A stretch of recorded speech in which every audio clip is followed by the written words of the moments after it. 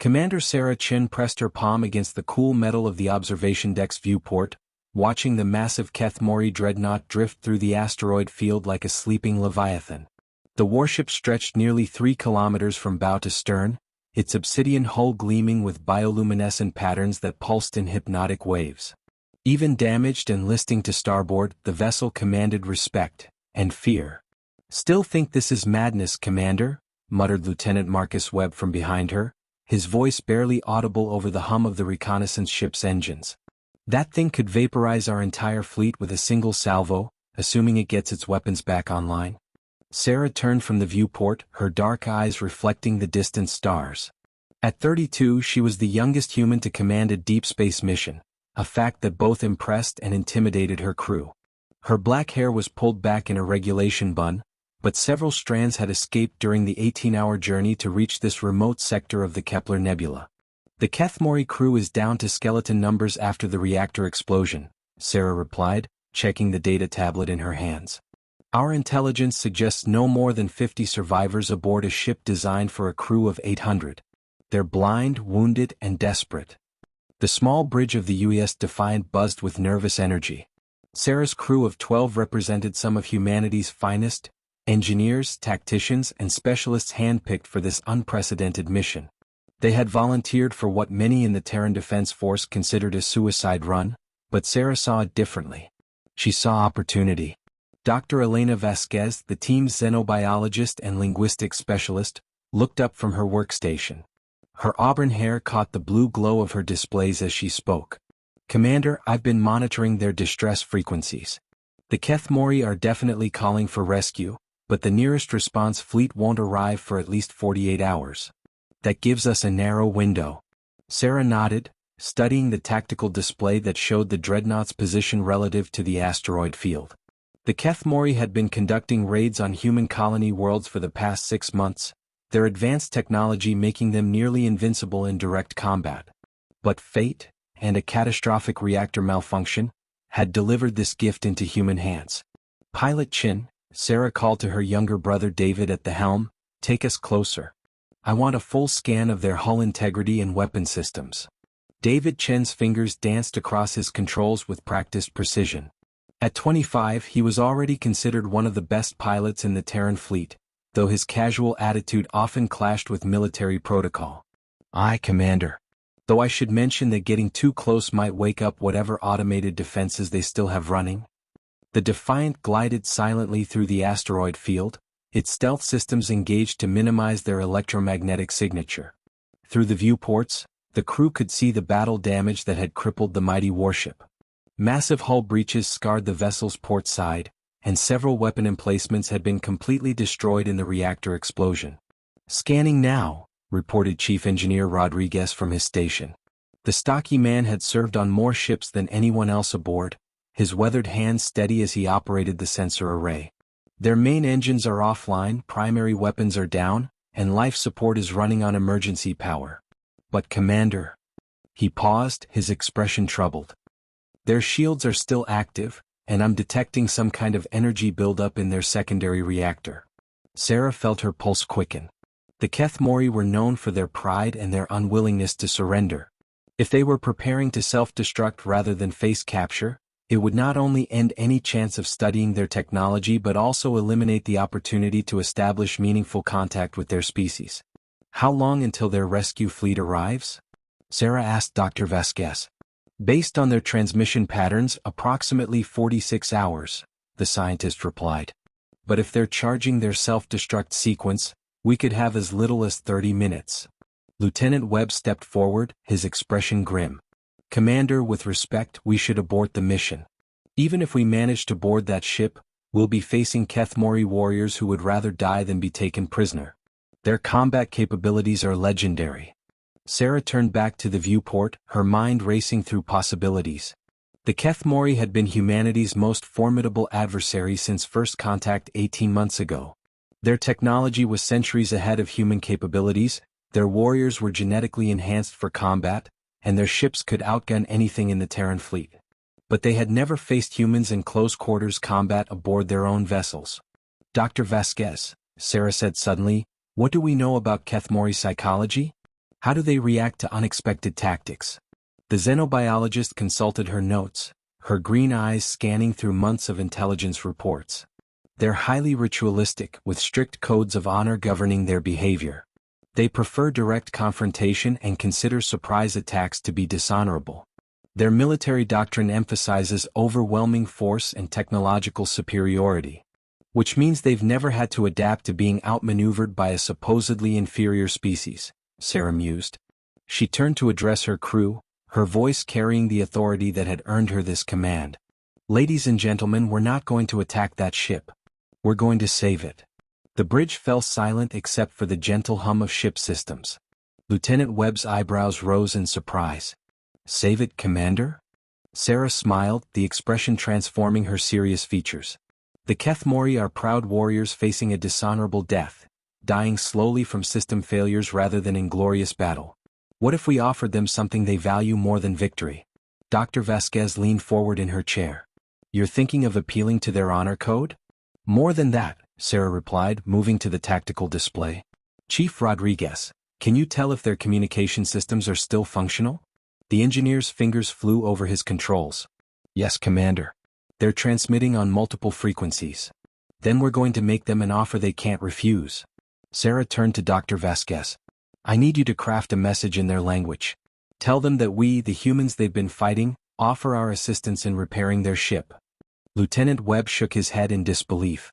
Commander, they'll think it's a trap. Of course they will, Sarah agreed. That's why we're going to prove our sincerity. David, plot a course that brings us within transporter range. Chief Rodriguez, prepare a complete diagnostic of their damaged systems. We're going to send them a detailed repair plan. As her crew worked to implement her orders, Sarah found herself thinking about the intelligence reports she'd studied during their journey to this sector. The Kethmori weren't monsters, despite what some human propaganda suggested.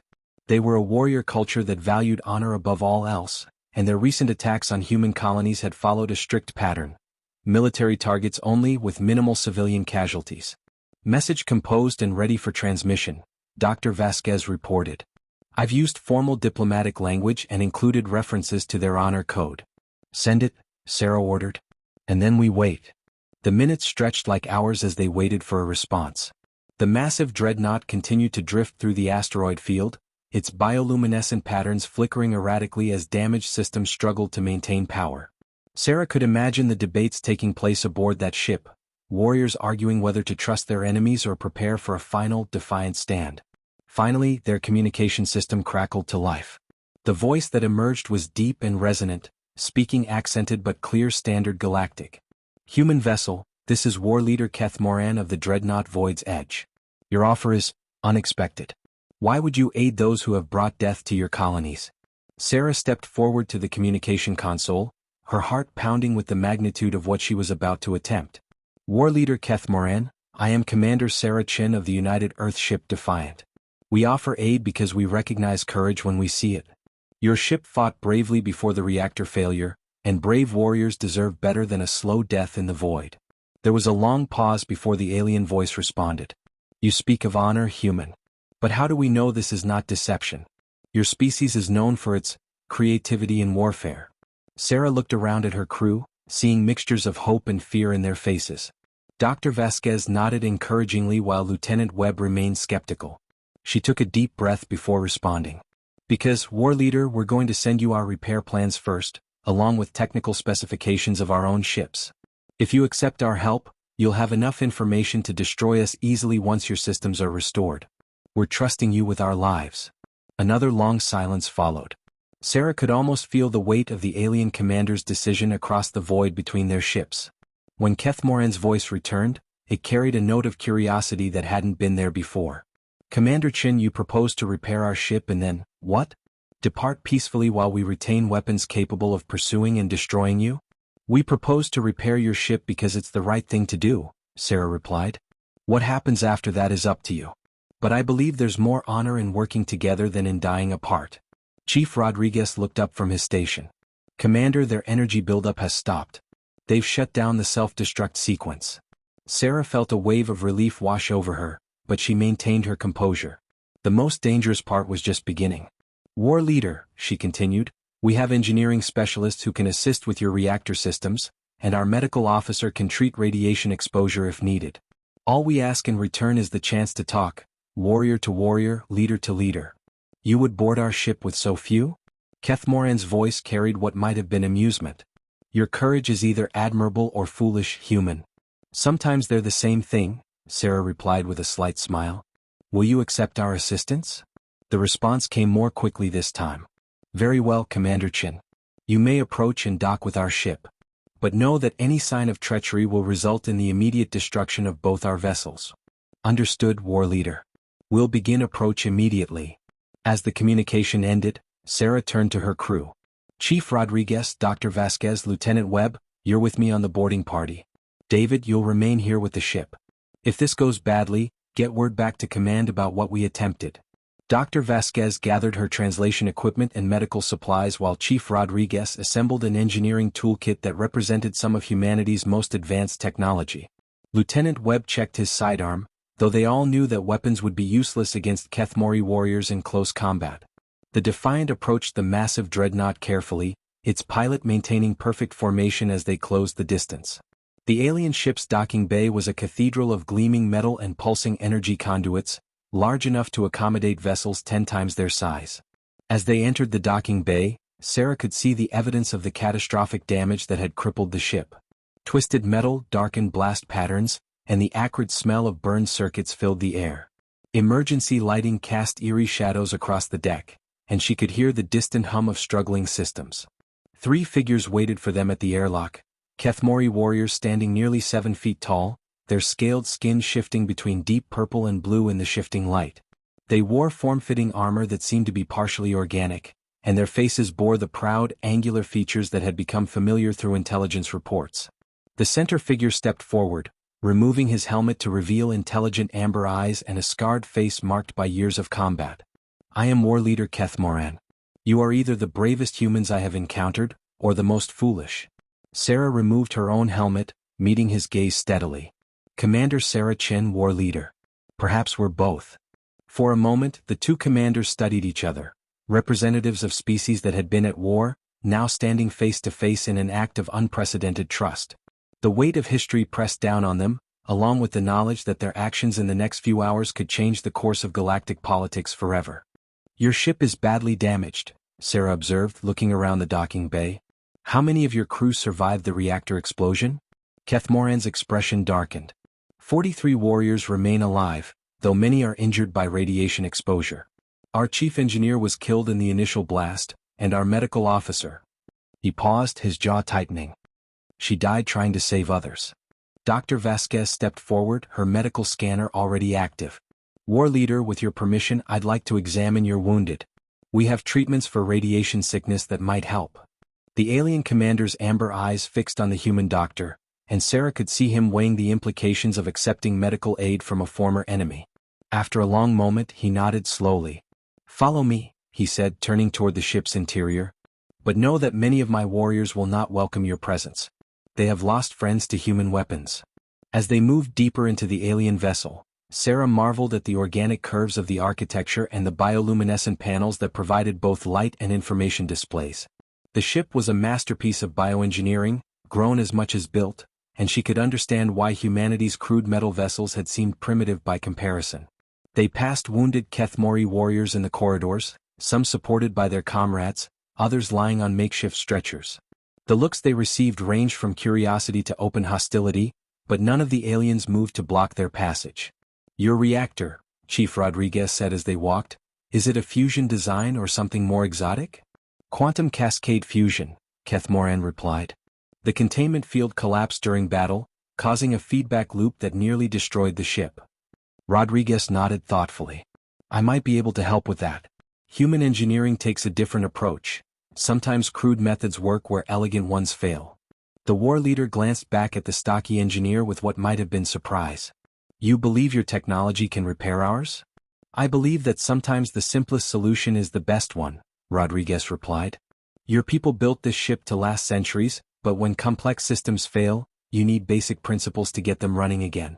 They reached the ship's medical bay, where Dr. Vasquez immediately went to work examining the wounded.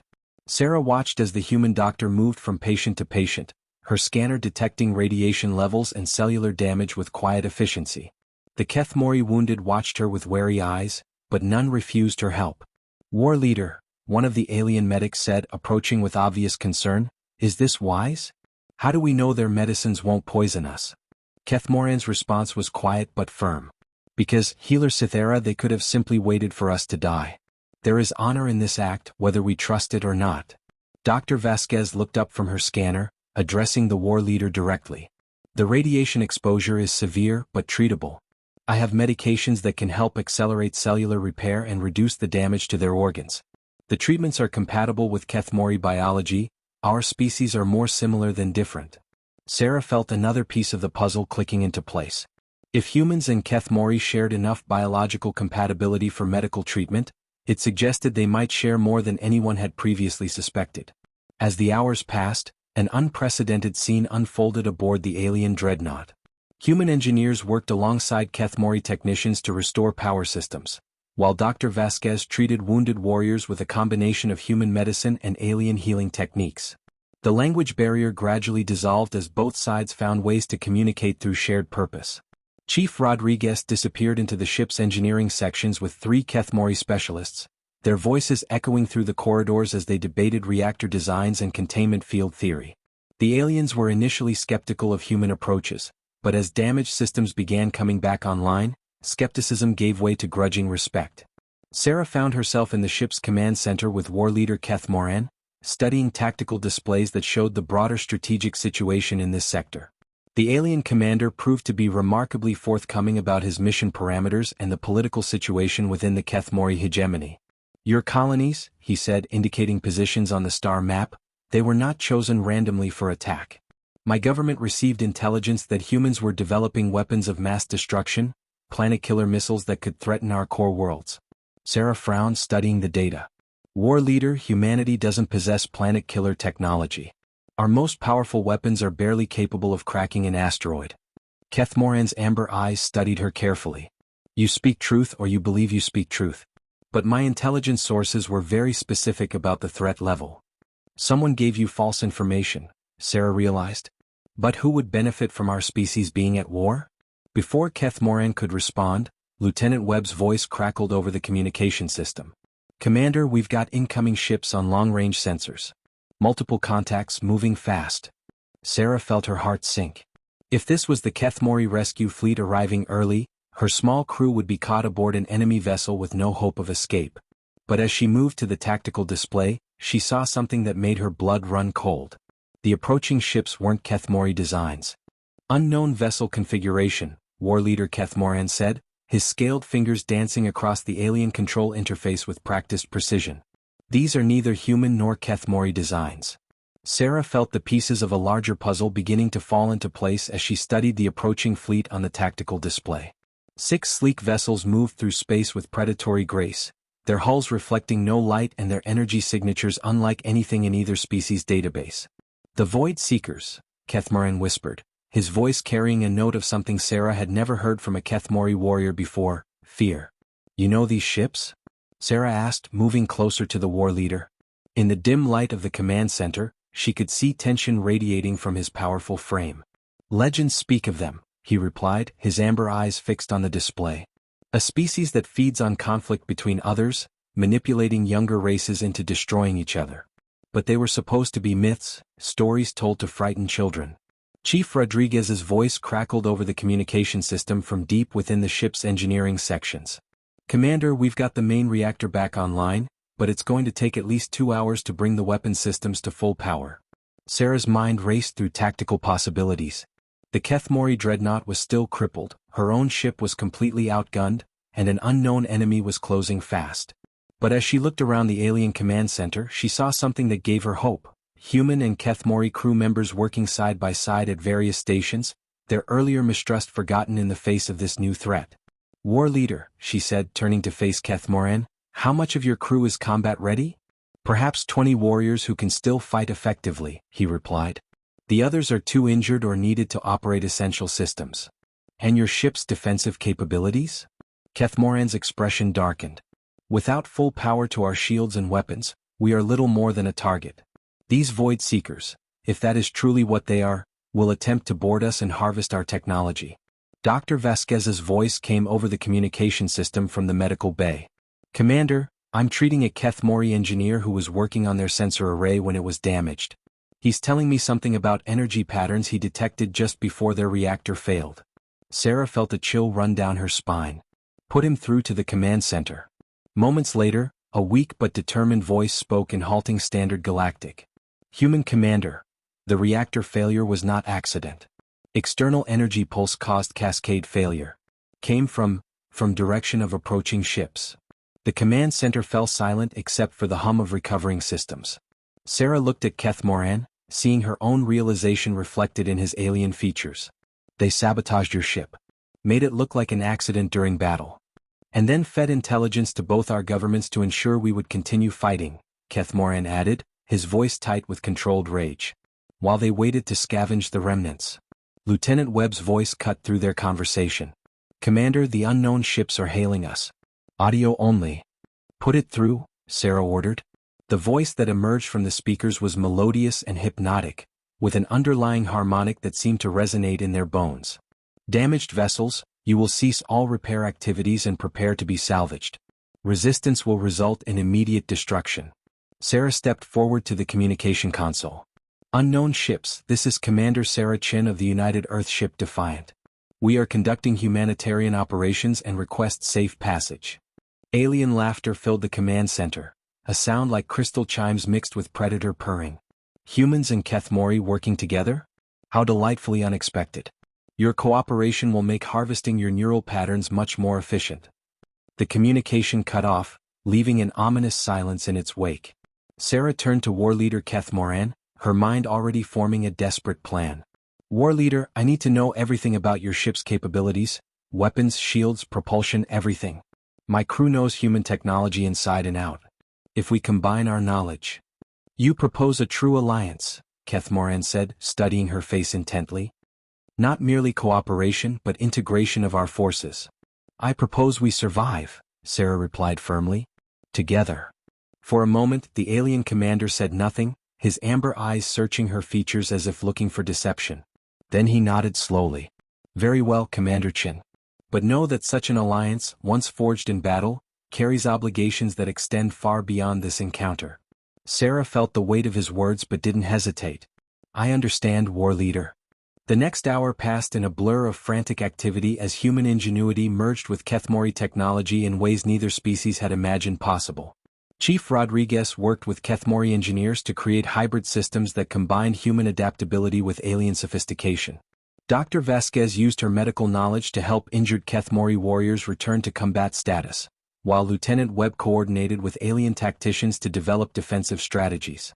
Sarah found herself working closely with War Leader Keth Moran at the central command console, their hands occasionally brushing as they manipulated controls. She became aware of his proximity, the warmth radiating from his scaled skin, the quiet intensity of his concentration, the way his amber eyes lit up when a particularly clever solution presented itself. Your species, he said during a brief lull in their preparations, is more remarkable than our intelligence suggested. How so? Sarah asked, not looking up from the tactical display she was studying. You adapt. You improvise. Where we see insurmountable problems, you see puzzles to be solved. His voice carried a note of admiration that surprised her. It is attractive. Sarah felt heat rise in her cheeks, but before she could respond, proximity alarms began blaring throughout the ship. They're here, Lieutenant Webb reported from his position at the sensor station. 6 ships, moving into attack formation. The main screen showed the Void Seeker vessels, sleek, predatory shapes that seemed to bend light around them. As Sarah watched, weapon ports opened along their hulls like unblinking eyes. Incoming transmission, the Kethmori communication officer announced. The hypnotic voice returned, but this time with an edge of hunger. Your defiance is noted and appreciated. The terror you will experience will make your neural patterns much more flavorful. Cut transmission, Sarah ordered. She turned to Keth Moran. War Leader, are your people ready? As ready as we can be, given our circumstances, he replied. But Commander, there is something you should know about these Void Seekers. They do not simply kill, they consume the essence of their victims, adding their knowledge and memories to their collective consciousness. Sarah felt a chill at his words, but she forced herself to focus on the tactical situation. Then we make sure they don't get the chance. Chief Rodriguez, status on the hybrid systems. Weapons are at 60%, shields at 40%, came the reply from engineering. It's not much, but it's better than nothing. The first salvo from the Void Seeker ships lit up space around them, exotic energy beams striking the dreadnoughts' failing shields. The ship shuddered under the impact and several console displays flickered and died. Return fire. Kethmoran ordered. The dreadnoughts' weapons replied with streams of plasma bolts enhanced by human targeting algorithms. Several shots found their mark, causing one of the enemy vessels to veer away with damage to its hull. Direct hit on their lead ship, Lieutenant Webb reported with satisfaction. But they're adapting quickly to our firing patterns. Sarah watched as the Void Seekers regrouped, their formation shifting to something she didn't recognize from any tactical manual. They're trying to surround us. War Leader, does this ship have any tricks we haven't discussed? Kethmoran's amber eyes gleamed with fierce determination. One, but it is dangerous. We can overload our remaining reactor to create an artificial quantum cascade, essentially turning ourselves into a massive bomb. That's not exactly the kind of trick I was hoping for, Sarah replied dryly. Dr. Vasquez's voice came over the communication system, tight with excitement. Commander, I've been analyzing the energy signatures of those ships. Their hulls are partially organic, living metal that can heal damage. But that means they're vulnerable to biological agents. An idea began forming in Sarah's mind, dangerous, desperate, but potentially brilliant. Doctor, could you synthesize something that would interfere with their hull integrity? Given time and the right materials, possibly. But I'd need access to their ship's biological components to create a targeted agent. Sarah looked at War Leader Kethmoran, seeing understanding dawn in his alien features. You're thinking of boarding one of their ships, he said. I'm thinking of capturing one, Sarah corrected. Your people are skilled warriors and my crew knows how to improvise. If we can disable one of their vessels, we could learn their weaknesses and perhaps find a way to turn their own weapons against them, Kethmoran finished. His scaled face showed what might have been admiration. It is a bold plan. Reckless but bold. Another impact rocked the ship, and emergency lighting flickered on as the main power grid overloaded. Time was running out. War Leader, I need 12 of your best warriors and whatever boarding equipment this ship carries, Sarah said, moving toward the command center's exit. Dr. Vasquez, prepare a portable lab setup. Chief Rodriguez, I need you to stay here and keep the reactor stable. Commander, Lieutenant Webb called after her, this is suicide. Sarah paused at the doorway, looking back at her crew and the Kethmori warriors who had become unlikely allies. Maybe. But it's better than waiting here to die. 20 minutes later, Sarah found herself in the Dreadnought's main shuttle bay, suited in a hybrid armor system that combined human flexibility with Kethmori protection. Around her, 12 alien warriors made final checks on their weapons while Dr. Vasquez loaded her mobile laboratory equipment. War Leader Kethmoran approached, his own armor gleaming with bioluminescent patterns. Commander, I will lead the boarding party. This is our fight. With respect, War Leader, this became our fight the moment we decided to help each other, Sarah replied. We go together or not at all. For a moment, the alien commander studied her face through her helmet's visor. Then he reached out and placed one scaled hand on her armored shoulder, a gesture of respect among his people. Together then, he said. The shuttle bay doors opened to reveal the star-filled void where the battle continued to rage. The Dreadnought's remaining weapons fired in coordinated salvos while the Void Seeker ships circled like sharks, their exotic weapons eating away at the failing shields. Target acquired, announced the shuttle pilot, a young Kethmori warrior whose nerve injuries had prevented him from joining the boarding party. One of their ships has taken damage and separated from the formation. Sarah strapped herself into the assault shuttle's acceleration couch, feeling the craft's engines surge to life. Around her, human and alien warriors prepared for what could be their final mission together. Remember, she called over the communication system as they launched into space, we need that ship intact. Disable their crew but preserve their technology. The shuttle raced across the battlefield, its pilot weaving between energy beams and plasma bolts with skill that impressed even Sarah's experienced eye. The damaged Void Seeker ship grew larger in their viewports, a sleek, predatory shape covered in what looked like metallic skin that rippled and shifted like liquid. Boarding sequence initiated, the pilot reported as magnetic clamps engaged with the enemy hull. Hull breach in 3, 1. The shuttle's cutting beams sliced through the organic metal like a surgical laser, creating an opening just large enough for their boarding party. Sarah was the first through the breach, her weapon ready as she stepped into an alien environment unlike anything she had ever experienced. The interior of the Void Seeker ship was a nightmare of organic architecture. Walls that pulsed with visible veins, floors that yielded slightly under their feet, and a ceiling that seemed to breathe. Bioluminescent strips provided flickering light that cast dancing shadows throughout the corridors. Movement ahead, War Leader Kethmoran reported, his enhanced senses detecting what human equipment missed. Multiple contacts approaching fast. The first Void Seekers appeared around a corner, tall, graceful beings with elongated limbs and faces that seemed to shift between beautiful and terrible. Their skin was translucent, showing networks of energy that flowed like liquid light beneath the surface.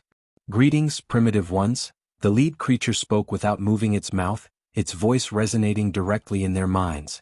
"You have saved us the trouble of hunting you down." Sarah raised her weapon, but before she could fire, Kethmoran stepped forward with his plasma rifle already charging. "We are neither primitive nor prey," he declared, his voice carrying the authority of generations of warriors. The battle that followed was unlike anything in the tactical manuals of either species. Void Seekers moved with inhuman grace, their weapons firing beams of energy that seemed to drain life force as well as cause physical damage. But the combined force of human ingenuity and Kethmori warrior skill proved devastatingly effective. Sarah found herself fighting back-to-back with War Leader Kethmoran, their different combat styles complementing each other perfectly. Where he struck with overwhelming force, she moved with quick adaptability, covering his blind spots while he protected her from attacks she couldn't see coming. "This way," Dr. Vasquez called from her position near what appeared to be a control node. "I'm detecting massive computing systems behind this wall. If I can access their network." 3 Kethmori warriors cleared a path while Sarah and Kethmoran provided covering fire. The sounds of battle echoed through the organic corridors, the distinctive whine of human pulse weapons mixing with the deeper throb of Kethmori plasma rifles. Dr. Vasquez connected her portable equipment to the alien system, her fingers flying over controls as she worked to break through their security protocols. "Got it," she announced after several tense minutes. "Commander, you need to see this." Sarah moved to the scientist's position while Kethmoran organized the warriors for the journey back to their shuttle. On Dr. Vasquez's display, star charts showed the locations of dozens of civilizations across the galaxy, some marked as extinct, others designated for harvest. "They've been doing this for millennia," Dr. Vasquez explained, her voice tight with horror. "Manipulating younger species into destroying each other, then feeding on the survivors. Earth and the Kethmori homeworld are both on their list for the next harvest cycle." War Leader Kethmoran appeared at Sarah's shoulder, studying the display with grim understanding. "How many civilizations have they consumed?" "Hundreds," Dr. Vasquez replied. "But there's something else. I've found their communication protocols and ship control systems. If we can get this information back to our fleets." An explosion rocked the ship as the remaining Void Seeker vessels began firing on their own damaged vessel. They were willing to sacrifice their comrades to prevent the intelligence from falling into enemy hands. "Time to go," Sarah announced, grabbing Dr. Vasquez's equipment while the scientist downloaded everything she could access. The retreat to their shuttle became a running battle as more Void Seekers appeared from throughout the ship. Sarah felt the strange sensation of the aliens' psychic attacks, waves of despair and terror washing over her mind, but Kethmoran's presence beside her seemed to provide an anchor against their mental manipulation. They reached the shuttle with minutes to spare, the boarding party diving through the airlock as the pilot fired the engines and broke away from the dying ship. Behind them, the Void Seeker vessel began to collapse in on itself, its organic hull writhing in apparent agony. "Did we get what we came for?" Kethmoran asked as they raced back toward the dreadnought. Dr. Vasquez clutched her portable computer against her chest. "Everything. Ship schematics, communication codes, locations of their bases. This information could change everything." As their shuttle approached the dreadnought, Sarah could see that the situation had deteriorated. The massive ship's shields were failing, and several hull breaches were venting atmosphere into space. But their successful boarding action had given the remaining crew hope, and the Void Seekers had lost one of their vessels. "Commander," came Chief Rodriguez's voice over the communication system as they docked, "I've got good news and bad news. The good news is that I've figured out how to boost our reactor output. The bad news is that it's going to burn out all our systems in about 30 minutes." Sarah felt the pieces of a final gambit forming in her mind as she hurried back to the command center with War Leader Keth Moran at her side. The data Dr. Vasquez had recovered showed the Void Seekers' weakness. Their collective consciousness relied on quantum entanglement between their ships, and disrupting that connection would leave them vulnerable. War Leader, she said as they reached the bridge, how do you feel about a mutual sacrifice? Keth Moran's amber eyes met hers, and she saw understanding pass between them. If it means stopping these parasites from consuming more civilizations, I am prepared to make any sacrifice. Not that kind of sacrifice, Sarah said with a slight smile. I mean sacrificing our ships to save our people. She turned to address both human and Keth Mori crew members who had gathered in the command center. Ladies, gentlemen, and warriors, we have one chance to end this threat. We're going to overload both our reactors simultaneously and use the quantum cascade to disrupt their collective consciousness. But first, we need to get our crews to safety. War Leader Keth Moran stepped forward. Commander, the escape pods on this ship can accommodate everyone, but the journey to the nearest habitable system will take weeks. Then we'd better make sure we have something to talk about during the trip, Sarah replied. The next 20 minutes were a symphony of controlled chaos as human and Keth Mori crew members worked together to prepare both ships for their final mission.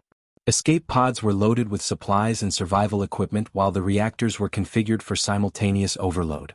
Sarah found herself alone with War Leader Keth Moran in the Dreadnoughts command center as the final preparations were completed. Through the viewports, she could see the Void Seeker ships moving closer, sensing that their prey was nearly finished.